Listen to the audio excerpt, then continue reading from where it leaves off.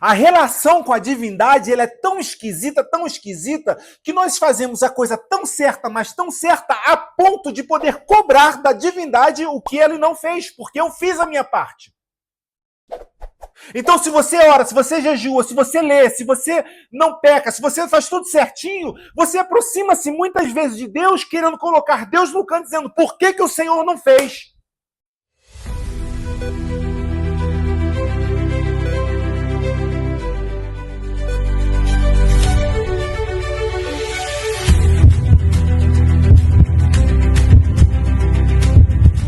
A gente vai falar um pouquinho sobre a morte de Lázaro, mas dentro de um conceito, talvez, não sei se você já ouviu falar desse conceito, mas o que eu quero trazer para o nosso coração, para a gente entender, é sobre a relação de Deus, a relação que nós temos com Deus. E que tipo de relação é essa? Cria-se ao longo dos anos uma ideia de que quase que acontece e parece que Deus nos serve, né? Por exemplo, a gente tem uma ideia de que vamos à igreja muitas vezes para ouvir Deus falar algo no nosso coração que solucione ou que resolva o nosso problema, ou que seja a expectativa daquilo que nós precisamos, né? E dessa forma, inconscientemente, nós vamos transformando uma relação de nós para com Deus em uma relação de mérito, onde se eu fizer bem, Deus me ouve. Onde se eu me comportar direitinho, Deus me abençoa. E a gente começa a perceber que essa relação ela está muito ligada ao que nós fazemos na nossa vida no dia a dia. A gente tem filho, e para quem teve filhos pequenos, a gente cria essa ideia de que se a criança for bem comportada, no final do ano, ou no aniversário, ou em alguma data específica, ela é premiada. Porque ela se comportou direitinho. Transferimos essa ideia, transferimos essa relação para Deus. Então a gente acaba criando a ideia de que se nós orarmos mais, Deus vai se agradar mais e vai abençoar mais. Não é verdade? A gente cria até a ideia de que se a gente levantar de madrugada às 3 da manhã e levantar de madrugada às 3 da manhã para orar, a gente tem uma ideia de que Deus se agrada mais, porque você levantou às 3 da manhã para fazer um sacrifício. E aí parece que Deus vai abençoar mais. Mas a questão é que Deus seria muito inconsistente também, uma variação muito grande também. Porque se assim fosse, então nós não estaríamos mais pautados num regime de teocracia, onde Deus está no centro. Nós estaríamos pautados num regime de meritocracia. Nós estaríamos pautados nisso, na meritocracia, onde aquilo que a Roselane faz e que é certo, Deus abençoa. Mas se a Roselane fizer alguma coisa que é errado, então Deus não abençoa, agora Deus castiga. E a gente ouve isso muito quando no nosso passado recente, quando você era criança, que você fazia alguma coisa errada, alguém olhava para você e falava o quê? Deus castiga. Deus castiga exatamente a meritocracia. Porque se eu fiz algo bom, Deus abençoa. Mas se eu fiz algo ruim, Deus castiga.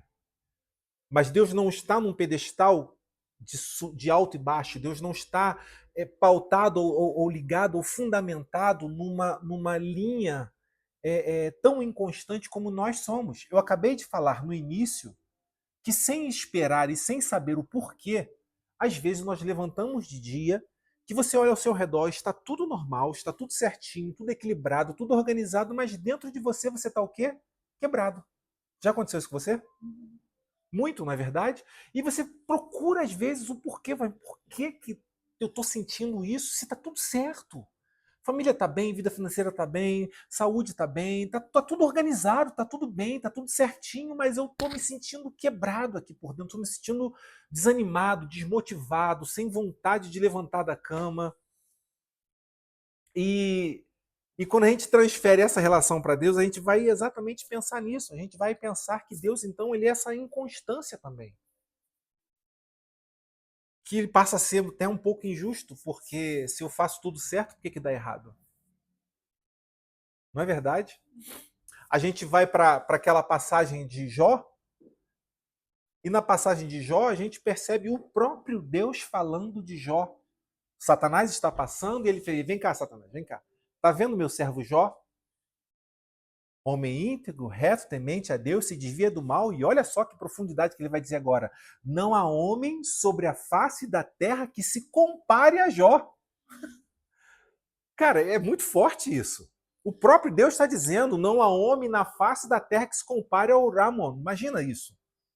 Bilhões de pessoas, não há homem que se compare àquele homem. Ou seja, a postura que aquele homem tem, o relacionamento que aquele homem tem, o conhecimento que ele tem de Deus é tão grande que o próprio Deus falou, não há homem que seja como esse homem aqui.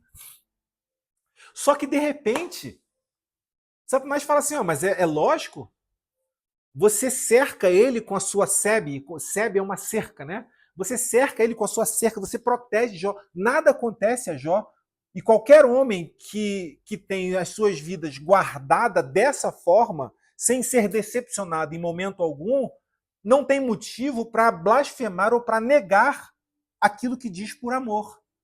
Então Jó só é o que é pelo que você tem feito e protegido. E Deus vai apresentar a ele uma realidade completamente diferente da nossa capacidade cognitiva de entender isso. Da nossa capacidade de analisar. Porque na nossa mente, como eu falei, sempre está, se eu faço tudo certo, então eu mereço certo. Não existe uma ideia na nossa mente de dizer, se eu faço tudo certo, se eu caminho com a minha vida completamente certo, reta diante de Deus, não tenho por que alguma coisa dar errada. E aí o próprio Deus olha para Satanás e diz o quê? Satanás diz o quê? Então vai lá, toca em tudo que ele tem, mas não tira-lhe a vida. E de um dia para a noite, de um dia para o outro, assim, ó, num estalar de dedo, ele perde todos os seus bens,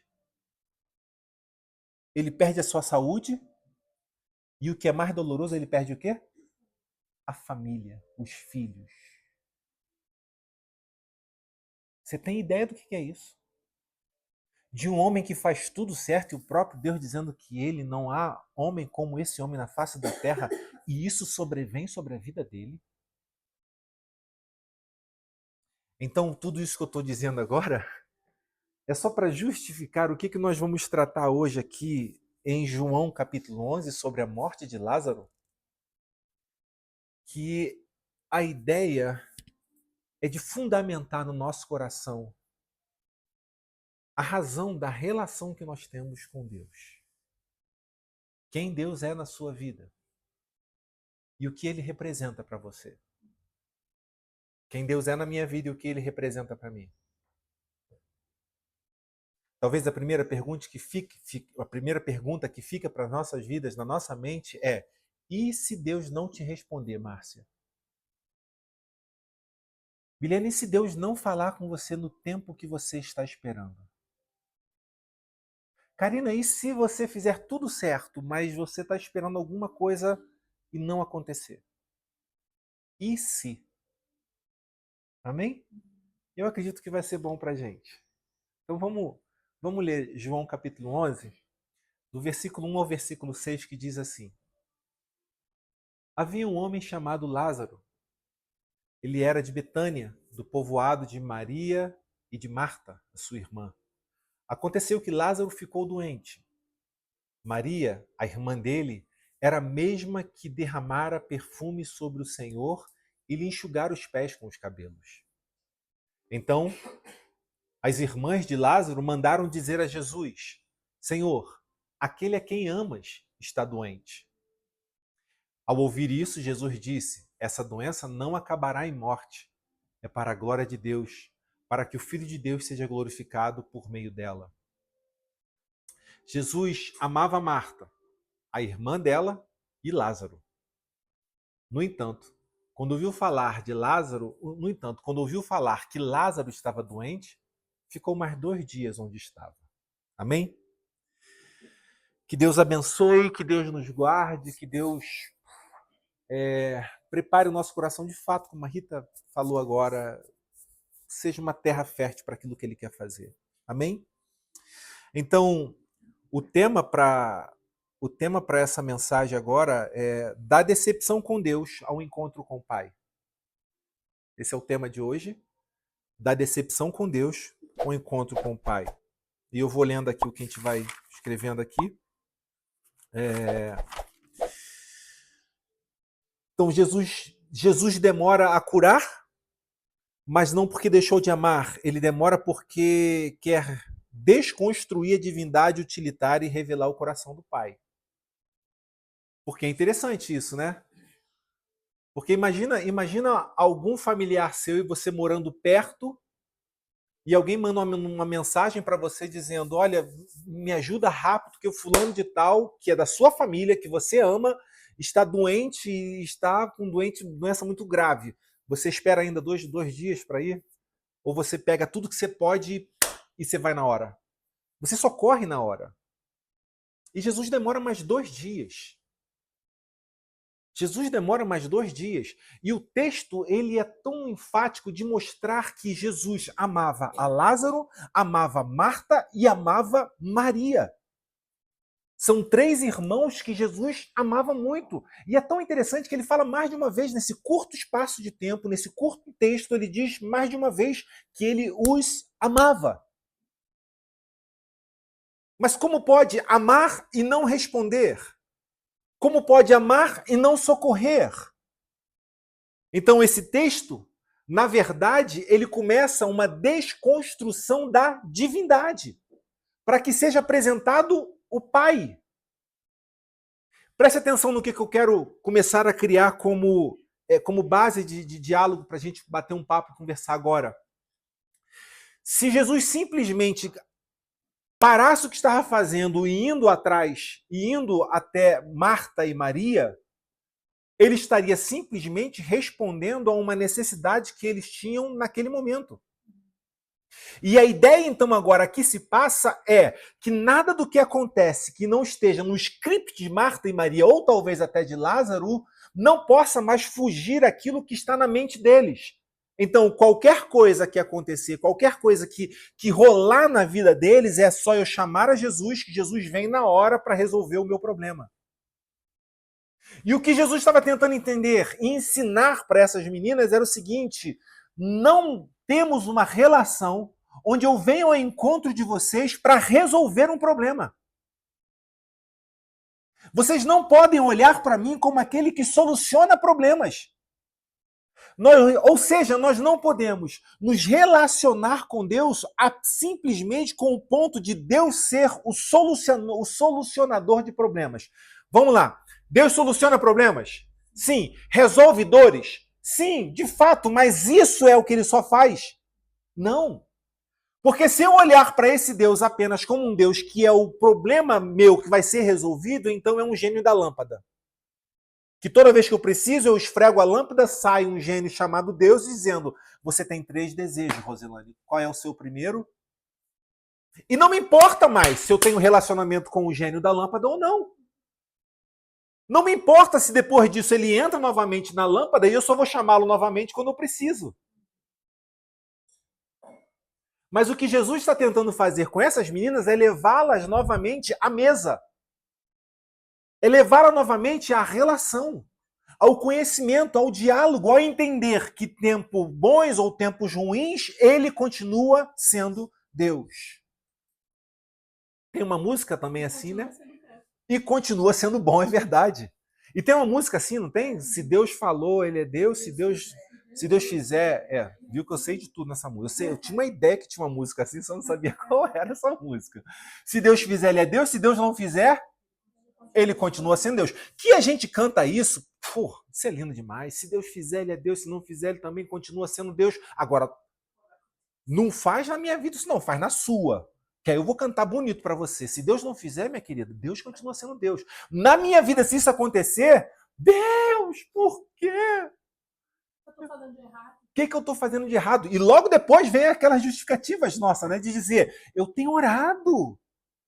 Eu tenho buscado. Eu tenho feito a leitura, eu tenho feito todas essas coisas. O que está acontecendo? Por que o Senhor não me responde, Deus? Porque Ele quer desconstruir a divindade para construir a relação de pai e filho. E relação de pai e filho, gente, é mais difícil do que relação com uma divindade. Porque a divindade nos serve. E filho obedece. Tá dando para entender? Então, o primeiro ponto que eu marquei aqui, Jesus recebe a notícia e não se move.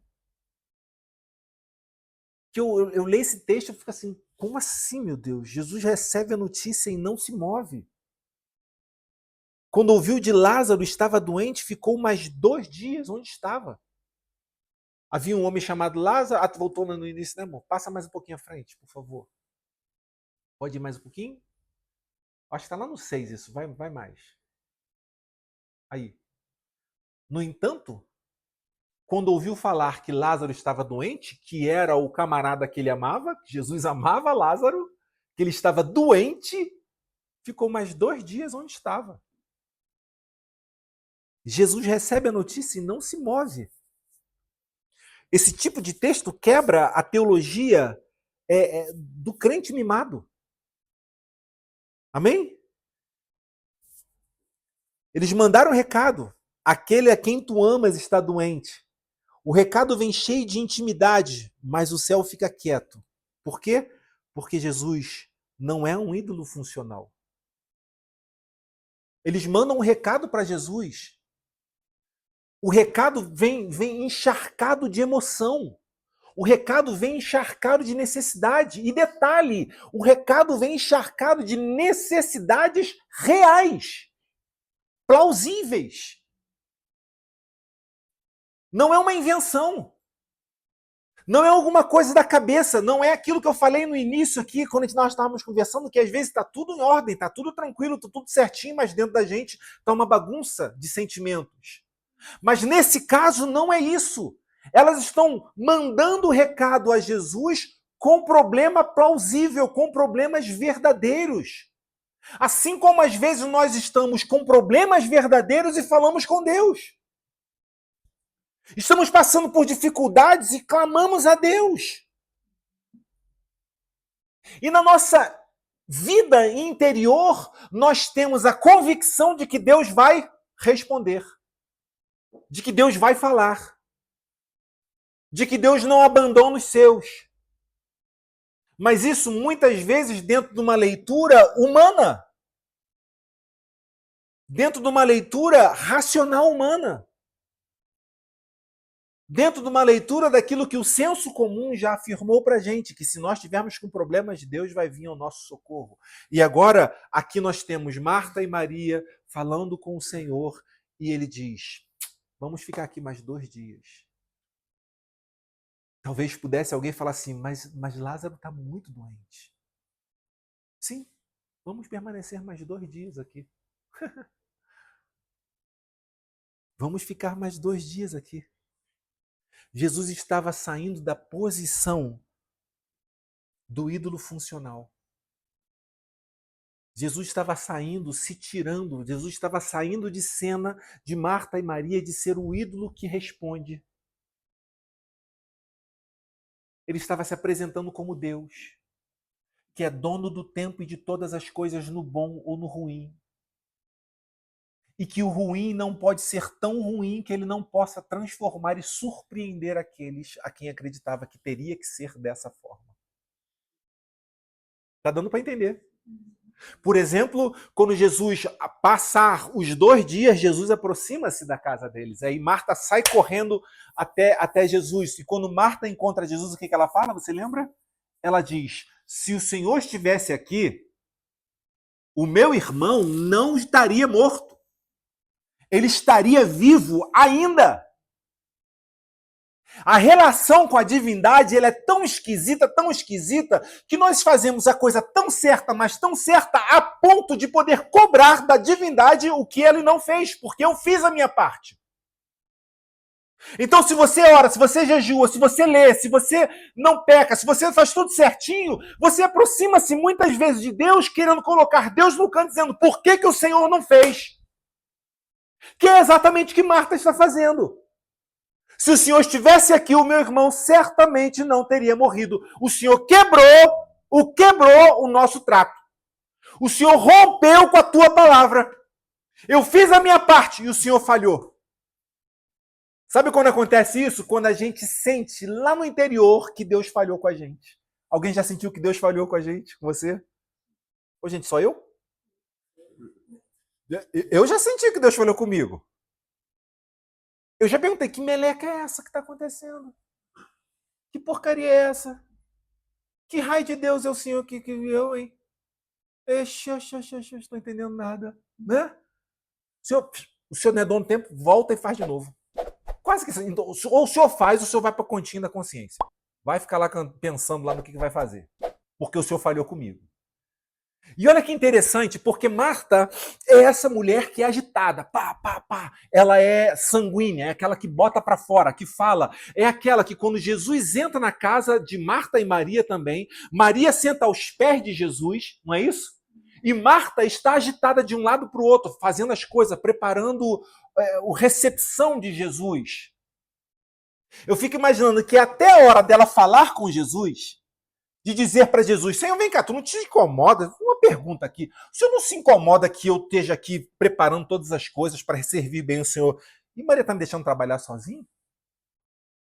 É aquela que não guarda, é aquela que bota para fora mesmo. Ela fala, coloca as emoções para fora. Pum! Né? Mas agora vamos pensar do outro lado? Do outro lado você tem a Maria. Então você tem a Marta explosiva, você tem a Maria docinho. Não é? A Marta explosiva e a Maria que é um amorzinho. Que senta aos pés de Jesus e está dizendo assim, não me interessa o que você está fazendo, só quero ouvir Jesus falar. Né? Eu só quero saber o que ele tem para falar. Marta corre aos pés de Jesus e diz, se o Senhor estivesse aqui. Mas sabe o que é interessante? É que parece, eu até fiz um vídeo agora essa semana, passou sobre isso. É que parece que é tão interessante que são duas mulheres completamente diferentes, em mundos quase opostos, vivendo debaixo do mesmo teto. Elas moram juntas, elas vivem juntas. É a mesma localização, é o mesmo lugar, é a mesma criação. E são completamente diferentes. Só que uma coisa que é interessante? Uma coisa que é interessante quando nós nos relacionamos com Deus, que seja a nossa divindade, seja explosivo ou seja amorzinho, a visão é a mesma. Elas passam a ter a mesma visão. Até aquela pessoa que sentou aos pés de Jesus para ouvir o que Jesus falou. Porque quando a gente lê essa passagem, né, de que Marta está preocupada, agitada de um lado para o outro, e que Maria sentou aos pés de Jesus, ela falou assim, caraca, Maria é porreta. Não é? Maria, espiritual toda a vida, porque Maria deu uma aula, um tapa sem luva, um tapa de luva, sei lá, um tapa sem luva é pior, né? Deu um tapa de luva assim na cara de Marta tal. Não, mas quando chega nessa parte, se nós não identificarmos Deus como nosso Pai, mas como uma divindade, pode ser quem for, e falar do jeito que for, a visão vai ser a mesma. Porque Marta se aproxima de Jesus para falar com ele. Se o Senhor estivesse aqui, meu irmão ainda estaria vivo.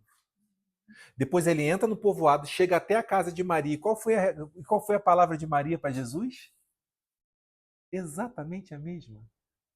Só que ela fala com amorzinho.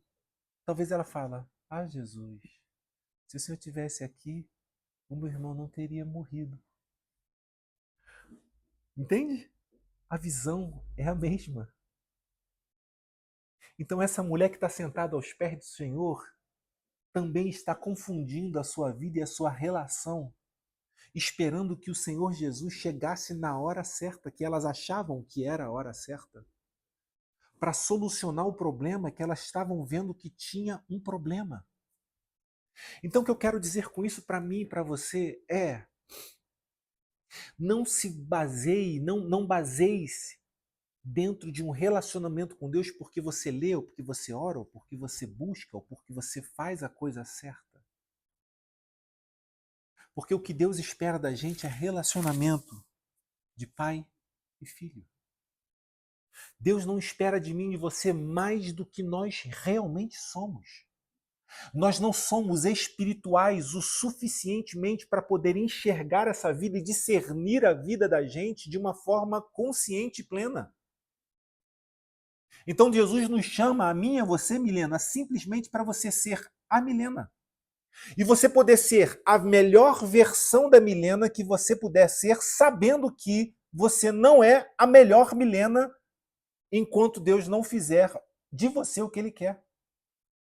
Ou seja, nós buscamos ser o melhor para Deus, sabendo que quando Deus pegar a mim e a você, Ele vai melhorar. Ele vai transformar. Por quê? Porque é onde Ele pega a gente pelas mãos e não nos leva a um altar de divindade, mas nos leva à mesa como quem senta como pai, como filho, e ali Ele vai nos ensinar o que é relação de dependência. E ali ele vai nos mostrar, Rita, que para mim e para você, ainda que tudo esteja ruim, ainda que tudo esteja quebrado, ainda que esteja tudo fora do normal, que você não consiga enxergar o que está certo, Deus está dizendo, confia em mim porque eu jamais abandonei você. Confia em mim porque eu jamais perdi o controle do tempo de todas as coisas. Confie porque a relação que nós temos não é uma relação onde eu tenho que cumprir as suas expectativas, mas eu faço a minha vontade. E surpreendo nas suas expectativas. Quantos estão entendendo? Amém? Então, se nós buscamos a Deus somente para resolver, nós ainda não conhecemos o Pai, conhecemos uma ideia de divindade. Então, a nossa vida, ela não pode estar estabelecida e baseada em resolver problemas. Sabe por quê? Porque Deus não resolve problemas. Eu já falei isso aqui para você. Eu sei que isso é muito diferente do que você ouve por aí afora. Mas quando eu leio a Bíblia, eu enxergo isso. Deus não resolve problemas. Como assim, Léo? Não, ele faz o quê, Rita? Ele orienta. Ele nos orienta. Ele nos orienta a como resolver, a como vivenciá-los.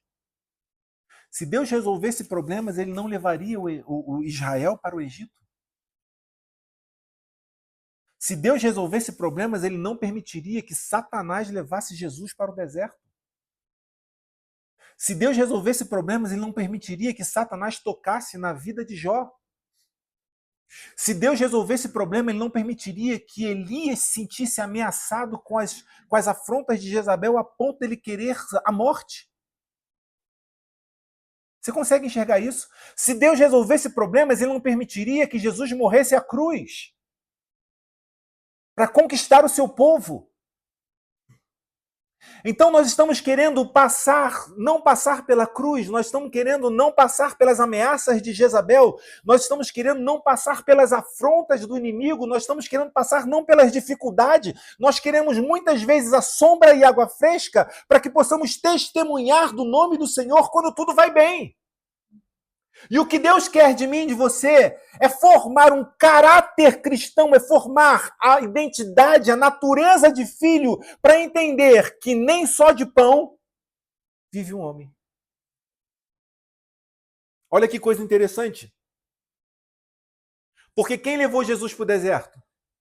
Foi Satanás? Foi um diabo? Foi algum dos anjos dele? Foi quem? Foi o Espírito de Deus. O Espírito Santo de Deus leva Jesus para o deserto com o propósito único de quê? De ser provado. A minha pergunta é por que você acha, eu e você achamos que nós não vamos ser provados? E olha que coisa mais forte ainda, gente. Olha que coisa mais forte ainda.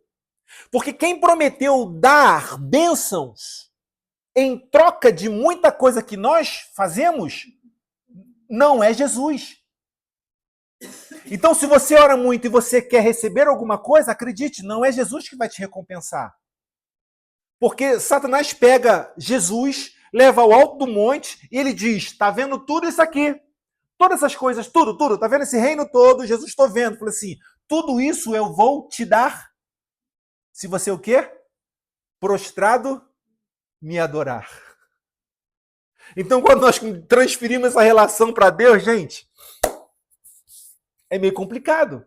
Porque nós estamos orando esperando que Deus faça pela gente. Nós estamos jejuando esperando que Deus faça pela gente. Nós estamos fazendo um montão de coisas esperando que Deus faça pela gente. Nós cantamos louvores na igreja, ensaiamos tal e queremos cantar muito e adorar muito para ver se Deus se agrada e no se agradar te abençoou. Mas quem prometeu coisas por você dar muito não foi Jesus, foi Satanás. Porque parte do princípio que isso aqui que nós fizemos agora, Jesus não precisa, Deus não precisa. Precisa? Deus não precisa. Parte do princípio que o que nós estamos fazendo aqui agora, Deus não precisa. Então nós fazemos uma boa música para Deus ou para a gente? Para a gente. Porque Deus continua sendo Deus, se a música for boa, se for ruim, ou se não tiver música. Ele não precisa ser louvado. Ele é eterno e perfeito. E nós criamos uma ideia de que se nós fizermos um lindo louvor, isso vai agradar mais a Deus. Não, não vai agradar mais a Deus, senão seria um Deus oscilante. Ele é o mesmo. Ontem, hoje, sempre, não há variação. Entende isso? Não há variação. Então, o que nós fazemos aqui, nós fazemos para a gente nos relacionarmos na comunhão. E o que é comunhão? Comunhão não é simplesmente uma reunião de pessoas. Comunhão está dizendo diretamente o seguinte, a intencionalidade de você fazer bem a mim e eu fazer bem a você. Então, se nós estamos reunidos na intenção de eu poder fazer bem para você, Manuel, e você fazer bem para ela, e ela fazer bem para Márcia, e Márcia fazer bem para ele, sabe? Nessa relação de um fazer bem para o outro, então, comunhão. Isso é comunhão. Isso é comunhão. Ou seja, eu não entrei na casa do Senhor simplesmente para ouvir Deus falar comigo, responder às minhas necessidades e ir embora. E se eu vim adorar uma divindade, que é o que nós estamos falando. Então saímos de casa já pensando, Deus, fala comigo, resolve meu problema, Senhor, me dá uma resposta, me dá uma solução. Quando nós deveríamos sair de casa dizendo o seguinte, Senhor, que eu possa ser um canal, que eu possa ser um instrumento de bênção na vida daquele que está perto de mim. Por quê? Porque o que Deus tem para fazer para você, Ele vai fazer independente da sua boa conduta ou não. Porque a Bíblia diz o seguinte, ainda que o homem seja infiel para com Deus, Deus permanece fiel. Então Deus não é fiel ao homem, Deus é fiel à sua palavra, Deus é fiel ao seu princípio, Deus é fiel à sua natureza. Então, Ramon, nós podemos ser os piores seres humanos da face da terra aos olhos dos outros, mas Deus olha para mim e para você e diz, eu te amo e eu amo o Léo. Acabou. E o entender que ele me ama e entender que ele te ama, nós temos a liberdade, então, agora de fazer o quê? De fazer o bem para a Roselane, de fazer o bem para ela, de fazer o bem para a Karina, de fazer o bem, de sermos instrumentos, de sermos um meio pelo qual a manifestação do amor de Deus seja uma verdade entre nós. Levamos isso para onde? Levamos isso lá para fora. Então, não apresentamos um Deus que soluciona problemas, apresentamos um Deus que ama ser humano. Não apresentamos um Deus que seja o gênio da lâmpada, apresentamos um Deus que se preocupa com o todo. E que através desse todo eu sou a resposta de oração dessa pessoa, talvez. Eu sei que esse é um evangelho mais difícil, mais complicado de ouvir, porque é mais fácil você chegar num lugar e ouvir que Deus vai solucionar os seus problemas. Soluciona? Sim, com certeza, é fato, mas não é regra. Se assim o fosse, nós não passaríamos por dificuldades. Sim ou não? Amém?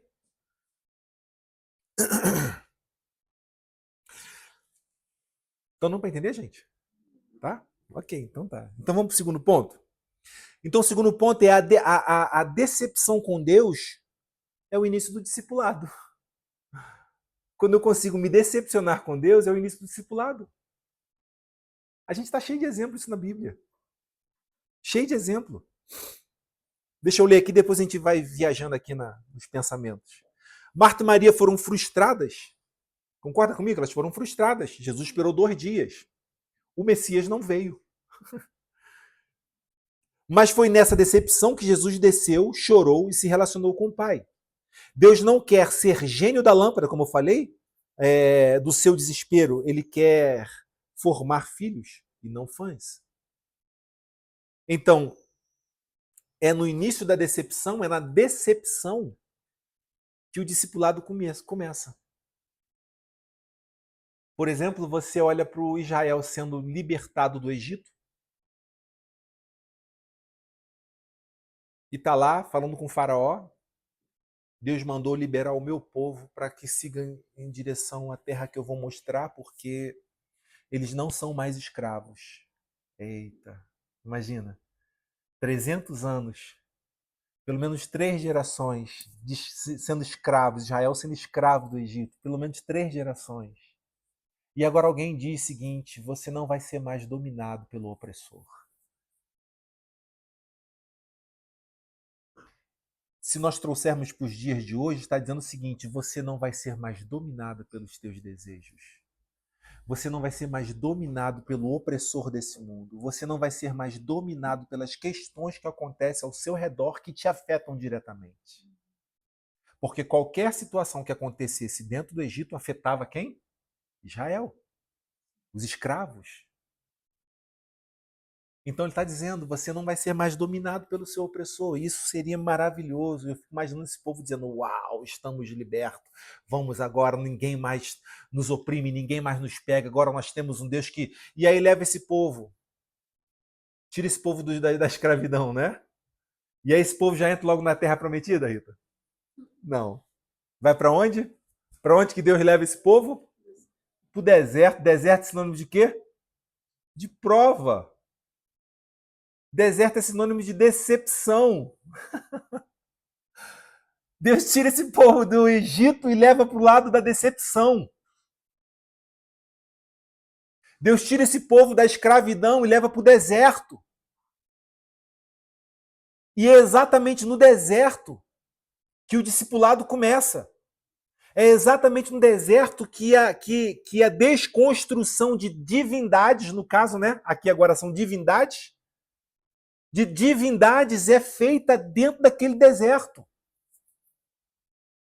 Então eles não buscavam mais qualquer deuses que haviam no Egito, agora eles iam ter que aprender a viver do sustento de Deus. A ponto deles falarem o seguinte, mas peraí,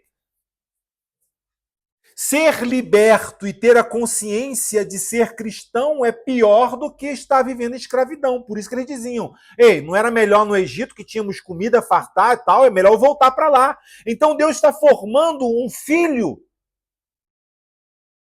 um povo com identidade. E não simplesmente escravos que estão acostumados a receber alguma coisa nas suas mãos. Não sei se você já percebeu onde eu quero chegar. Nós estamos nos comportando muitas vezes com Deus como escravos que querem apenas receber alguma coisa. Nos comportando muitas vezes como cães que são adestrados. Que a vida nos faz fazer uma série de situações e nós fazemos tudo o que nós temos que fazer para no final recebermos um biscoitinho. Deus nos dá um biscoitinho. Então, o problema é saúde, então ele restaurou a saúde de alguém, então agora ele é Deus. Mas se ele não restaurar e essa pessoa falecer, por mais que a gente diga, por mais que a pessoa diga, Deus continua sendo Deus, mas lá dentro, às vezes, essa pessoa estava esperando que Deus fizesse alguma coisa. Sabe por quê? Porque na vizinha ele fez. Porque eu vi na internet um testemunho que o caso era bem pior que o meu e Deus fez. E entra a pergunta de por que não fez para mim? Essa é outra situação que eu já perguntei também ao longo da minha vida. Por que dá certo para Rita e para mim não? Por que Manuel tem cabelo e eu não? Isso aí pode ser um prenúncio que está começando a cair os cabelos, hein? Né? Por que, Milena? Por que, Roselane? Você entende isso? Por que, Márcia? Não é verdade? Por quê? O que a gente pode explicar com isso? Então, a decepção com Deus é o início do discipulado. Porque quando nossas criancinhas começam a crescer, elas não continuam sendo recompensadas a vida inteira por aquilo que elas fez de positivo. Porque a vida vai ensinar para essa criança o seguinte, que não adianta você ter feito o seu bom trabalho e ter feito muito bem e esperar do seu chefe dizer assim, Karina, muito bem. E se você não receber um muito bem do seu chefe, você fica magoado. Isso seria uma anomalia. O que seria uma anomalia? Uma criança que cresceu, mas o meu comportamento continua sendo de criança. E a relação que a gente tem com Deus muitas vezes é essa. A gente cresceu, o tempo passou, mas eu continuo relacionando-me com Deus, esperando que Ele faça alguma coisa por mim. Ele tem a obrigação de fazer alguma coisa por mim. Por quê? Porque Ele é meu Pai. Deus então nos leva ao deserto para quê? Para amadurecer, para crescer, para nos ensinar que não é bem desse jeito, para nos ensinar que tempo bom ou tempo ruim, nem só de pão viverá o homem. Que é o que Jesus fez com Satanás. Que quando, olha que coisa interessante, que quando Satanás se aproxima de Jesus no deserto, nessa provação de 40 dias e 40 noites, Jesus já está lá 40 dias e 40 noites, debilitado, sim, debilitado, com fome, sim, cansado, sim. A minha pergunta é, pairava no coração de Jesus a dúvida se Deus era pai dele ou não? Porque olha só o que acontece, quando ele chega no auge da sua dificuldade, no auge do seu cansaço, da sua batalha emocional, vamos dizer assim, Satanás aproxima-se dele. E aí ele faz o seguinte, o quê? Ei, você está aqui quantos dias, Jesus? Eu estou aqui 40 dias e 40 noites. E você está com fome? Estou com fome, eu estou com fome. E aí vem a palavra, se és filho de Deus, mande que essas pedras se transformem em pães.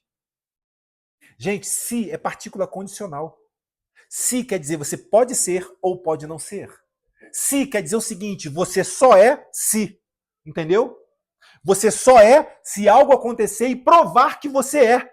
Em outras palavras, está dizendo, você tem certeza que Deus é o seu filho, desculpe, que Deus é o seu pai, você tem certeza que Deus não esqueceu de você. Caraca, tu é um anjo. Recebi uma mensagem ali pra mim cuidar de você.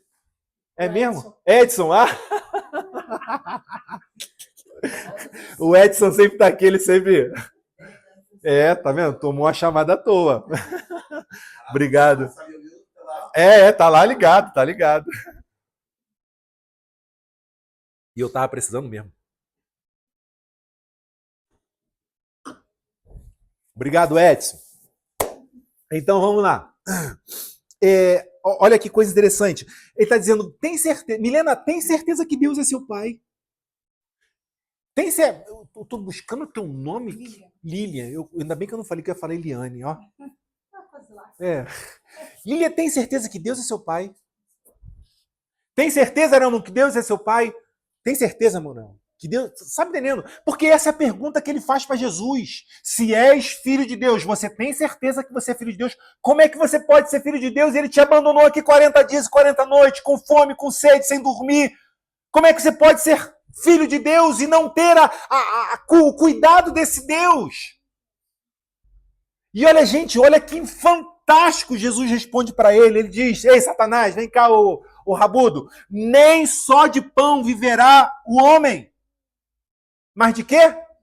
De toda a palavra que sai da boca de Deus. E eu já falei isso aqui uma vez. Quando ele está dizendo, nem só de pão viverá um homem, ele está respondendo, porque Satanás diz, transforma essas pedras em pães.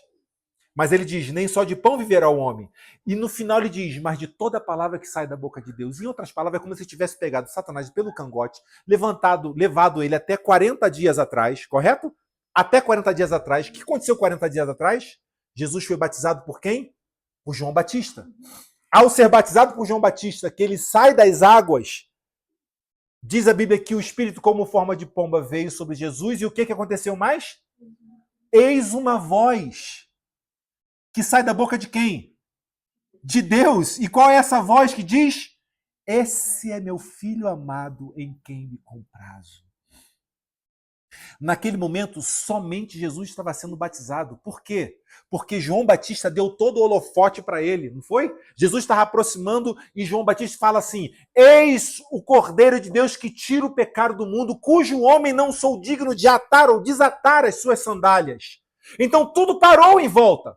Todas as coisas pararam em volta. Jesus aproxima-se de João Batista para dizer: eu vim ser batizado por você. João Batista diz o quê? Eu preciso ser batizado pelo Senhor. Não, não, é necessário que isso aconteça, para que se responda o que está nas Escrituras. João Batista batiza Jesus, acontece tudo isso que eu falei, e uma voz que vem do céu dizendo: esse é meu filho amado, e nele eu me comprazo, nele eu me alegro. Então Deus está apontando para Jesus. Então quando ele está lá, 40 dias à frente, dizendo: nem só de pão viverá o homem, mas de toda palavra que sai da boca de Deus.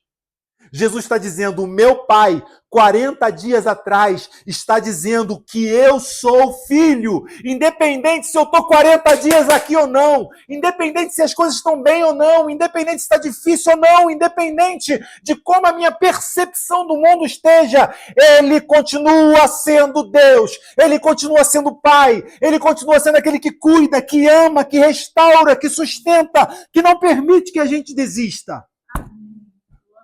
Amém? É Ele. Esse é o nosso Deus. Então, na decepção, inicia-se o discipulado.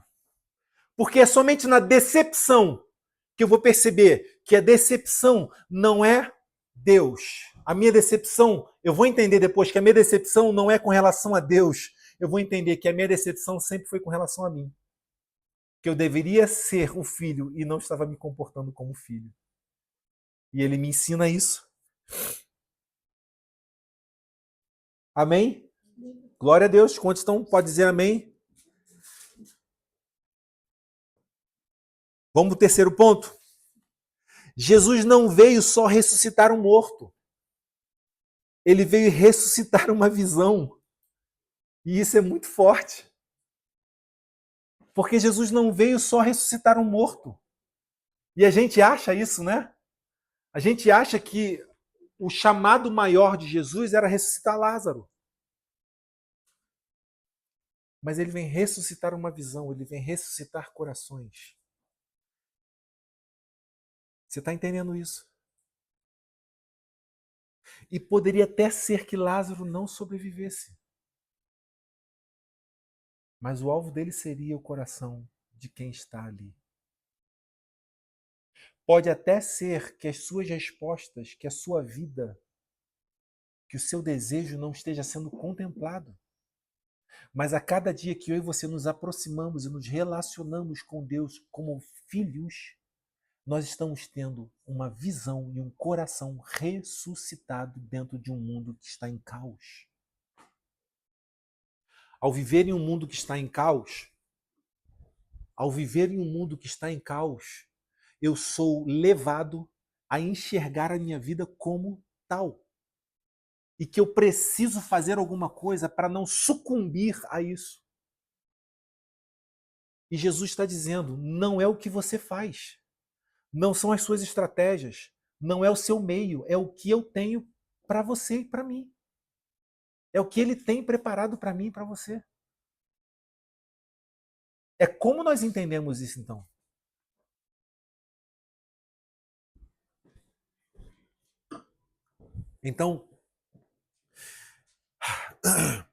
Então a visão de Marta e Maria tinham de Deus era funcional. Nós já falamos sobre isso. Se o Senhor estivesse aqui, falei sobre isso também, né? Se o Senhor estivesse aqui, Jesus respondeu: eu sou a ressurreição. Eu não cheguei no seu tempo, eu cheguei no tempo que eu tinha que chegar. Enquanto o homem está dizendo: Jesus, vem rápido, Jesus está dizendo: está tudo dentro do controle. O problema é que a gente não consegue ouvir o Jesus dizendo o que eles disseram para os seus discípulos. Então você tem uma Marta e Maria nervosa, preocupada, agitada, perturbada com a morte do seu irmão que está lá com doença para a morte, tanto que morreu. Manda mensageiros até Jesus. Os mensageiros falam com Jesus o que está acontecendo. E Jesus declara lá para os seus discípulos: vamos, mestre, vamos. Não. Essa doença não é para a morte. Ela é para a glória do Pai. Elas não ouviram isso. Sabe o que eu quero dizer com isso? Eu quero dizer que sempre há uma frase sendo declarada em sua direção, só que você ainda não sabe. Sempre há algo que Deus já falou, que já pronunciou, que já declarou a respeito da sua vida, mas ainda nós não sabemos porque ainda não é tempo. Mas ele não perdeu o tempo. Ele não perdeu o controle. Daí a gente vai ligar ao Mateus capítulo 6, que é sobre a ansiedade. Por que vocês estão ansiosos com o que é ver de comer, com o que é ver de beber, com o que é ver de se vestir? Olha os lírios do campo. Nem Salomão em toda a sua formosura se vestiu como qualquer um deles. Se hoje a erva que existe é lançada no fogo, quanto mais a vós outros, Deus não recompensará, não guardará, porque Ele nos ama. Tá dando para entender? Então há uma declaração já, nega, para a sua vida. Você só ainda não sabe. Mas Ele está dizendo, confia, porque eu chego na hora certa. Amém? Não é, Rita? Ele chega na hora certa, ele chega na hora certinha. Então, ele veio restaurar uma visão. Eu não vim resolver seu problema, eu vim resolver, eu vim ser sua resposta. Parece a mesma coisa, né? Eu não vim resolver o seu problema, eu vim ser sua resposta. E a gente tem em ligar que a nossa resposta está ligada ao problema. A nossa resposta tem que estar ligada à vida, ao todo. A nossa resposta está ligada aonde nós estamos hoje. O que nós estamos fazendo hoje. De que forma nós estamos nos relacionando com esse Deus? Como a divindade ou como Pai? Como Pai, nós estamos dispostos a passar pelas decepções dele em favor de nós. O Pai no Filho Pródigo. Quantos aqui ele está representando Deus, né? E a humanidade em si. Quantos aqui tinham dúvida que o Pai sabia que no final esse filho ia se arrebentar? Não tinha. Me dá minha parte da herança, me dá a parte do meu dinheiro que me cabe por de herança e eu vou meter o pé, Pai.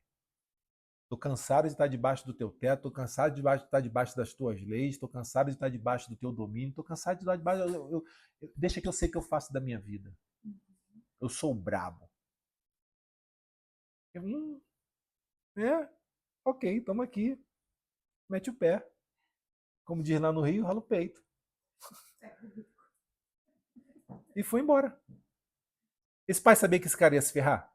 Sabia. Porque esse pai é a representação de quem? De Deus. Ele se arrebentou. Então a questão toda que nós estamos colocando é ele não veio resolver o nosso problema, ele veio ser a nossa resposta. A resposta de quê? Da nossa vida com relação a essa cosmovisão, a esse todo.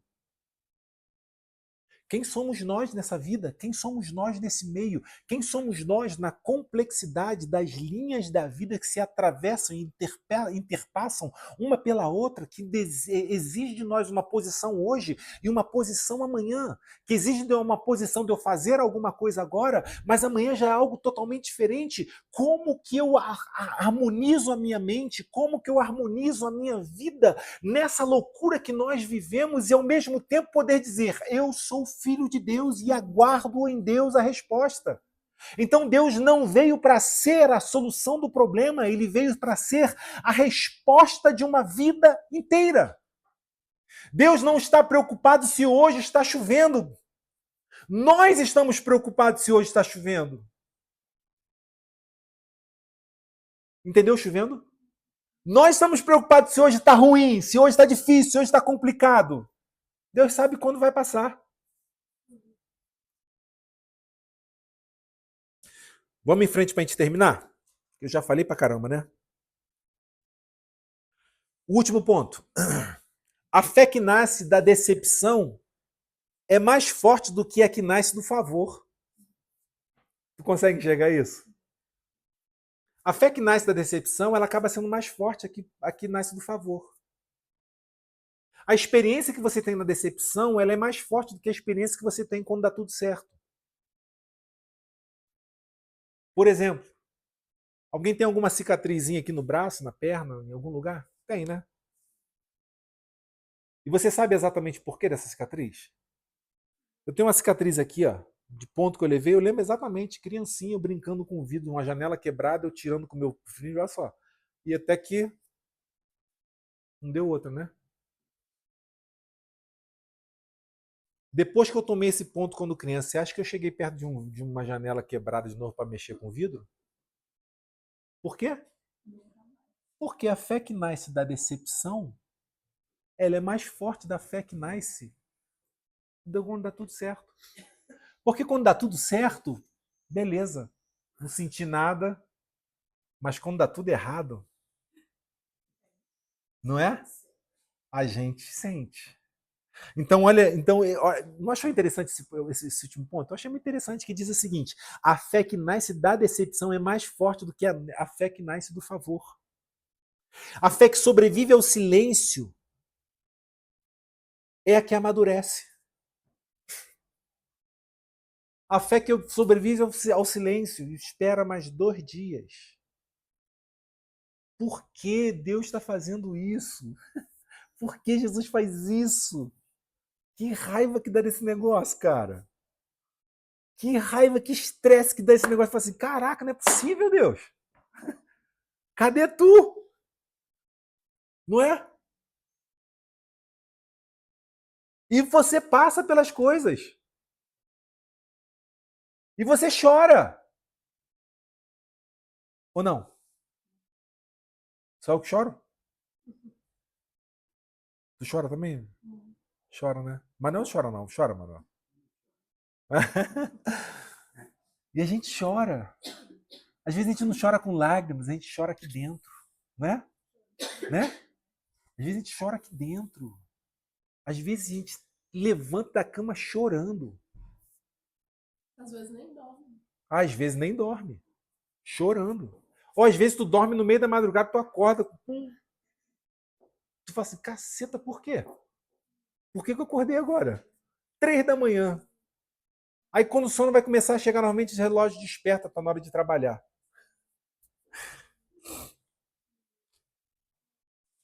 O pai não mimou Lázaro, não protegeu da morte, mas formou uma geração que viu a glória que só o luto poderia revelar. E eu fecho com isso aqui porque a gente fala muito de Marta e Maria, né?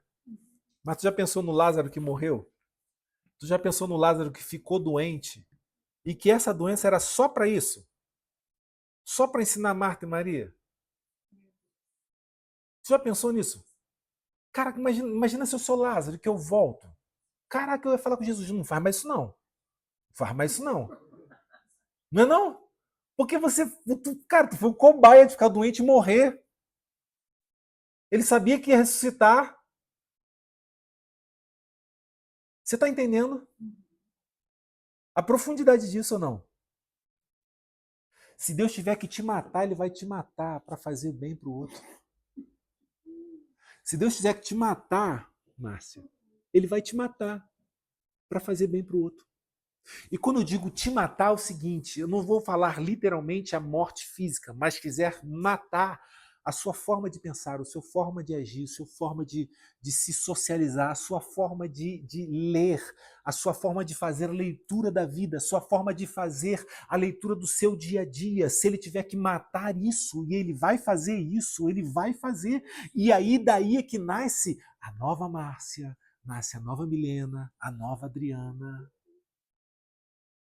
Por quê? Porque eu passei por isso.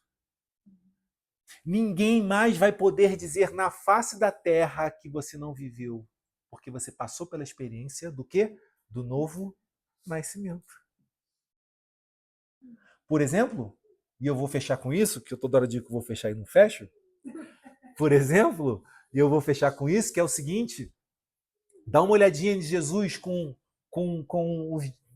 Quer dizer, na verdade, os discípulos. Jesus não estava com os discípulos no barco, navegando o mar adentro, de repente vem o quê? Uma tempestade. As ondas batiam pá, no barco e tal, aquela coisa toda, eles desesperados, com medo de morrer afogado, não sei o que e tal. E de repente eles começam a clamar, não é isso? Eles começam a clamar. E aí quem vem andando sobre as águas? Jesus. E eles pensam que é o quê? Um fantasma. Meu Deus, um fantasma! Estão pensando desesperados, achando que é um fantasma, e agora, pronto, agora já estava ruim com o mar. A gente não está com Jesus aqui para defender a gente. As ondas estão arrebentando com a gente. E ainda parece um fantasma? É covardia. E aí Jesus lá de baixo fala assim: ei, show, cabeça, sou eu. Não tenho medo. Cara, e aí é que assim, que eu fico pensando, que passa na cabeça desse camarada? Aí vem Pedro. E o que Pedro fala? Jesus, é tu mesmo? Sou eu mesmo. Eu falei, nada, sou eu. Eu falei assim, se é tu mesmo, manda eu ir ter contigo aí fora. Que loucura, cara. E é muito loucura isso. Eu fico imaginando, cara, gente, é que eu viajo, cara. A cabeça é grande, dá para viajar bastante. Porque eu fico imaginando o seguinte, olha o que eu fico imaginando. Os discípulos todos, Jesus é o Senhor mesmo, os discípulos tudo olhando assim, né, ali conversando, tal. É o Senhor, se for o Senhor mesmo, manda aí ter contigo. Cara, eu imagino tipo assim, todos eles olhando para Pedro, tipo assim, como assim? Imagina assim, todos eles olhando para Pedro assim na mesma hora, assim, virando assim, pirou? E aí Jesus fala o quê? Ué, vem. Gente, e aquele cara tava falando sério. Ele sai do barco, ele bota os pés nas águas, ele anda sobre as águas. Acaba que vem o vento. Você já pensou que a gente sempre fala da loucura de Pedro disso, né? Mas você já parou para pensar o tamanho da loucura? Porque é o seguinte, Jesus sabia quem ele era, mas Pedro estava com dúvida. Sim, não é isso. Podia ser outra pessoa dizendo, vem ali. Ainda tem, é verdade. Ainda tem isso, não tinha pensado nisso, não é verdade. Que poderia realmente ser um fantasma. Vem, já era. É muito louco. Mas esse muito louco, sabe o que é, gente? É que chegou um ponto tal de Jesus já ter marcado alguma coisa dentro desse homem que ele passou a enxergar as condições com outra visão. Deu para entender agora o que eu estou falando? A fé que nasce da decepção, ela é muito mais forte da fé que nasce do favor. Então a gente vai entendendo por que os mares são tão bravios na nossa vida, porque ele quer formar uma mulher e um homem maduro, pronto para paulada, pronto para pancada, pronto para falar assim, eu tô firme. E sabe o que acontece? Todos naquele mundo poderiam dizer, eu vi Pedro andar sobre as águas e enfrentar o mar e acreditar que Jesus era que estava lá. E isso já é muito forte, porque eles foram testemunhas oculares. E nós estamos achando que ser testemunha ocular de alguma coisa é o suficiente. Mas o que Deus quer criar em mim e você é um testemunho próprio. De Pedro falar, sabe esse homem que eles estão falando, que andou sobre o mar? Isso, esse homem sou eu. Eu acreditei a ponto de sair, eu acreditei a ponto de olhar de forma diferente, eu acreditei a ponto de confiar que Deus está no controle em todos os instantes, eu acreditei que nos mares bravios da vida Ele me fez andar por sobre as águas, eu acreditei que mesmo quando eu andei por sobre as águas e que estava difícil, que eu comecei a me perder na vida, eu senti o toque nas minhas mãos dele, me puxando, me socorrendo, me restaurando. Então você tem discípulos dentro do barco que foram testemunhas oculares disso, que já é muito forte. Mas você tem um homem que passou por isso. E que a fé na prova é muito mais valorosa do que a fé do favor que os outros viram Jesus fazer pela vida deles. Mas eles não poderão dar esse testemunho. Eles não poderão dar de dentro das suas entranhas algo tão forte quanto Pedro poderia falar. E para terminar, e agora terminando de fato, o que você acha que Deus quer fazer com a sua vida? Por que você acha que Deus te trouxe aqui hoje para ouvir isso? Você é mais especial e mais valoroso do que você imagina. Você não é simplesmente um amontoado de interrogações esperando Deus resolver os seus problemas. Você é alguém que Deus confia e diz, você pode, você consegue. Isso? Amém? Amém? Foi? Deu?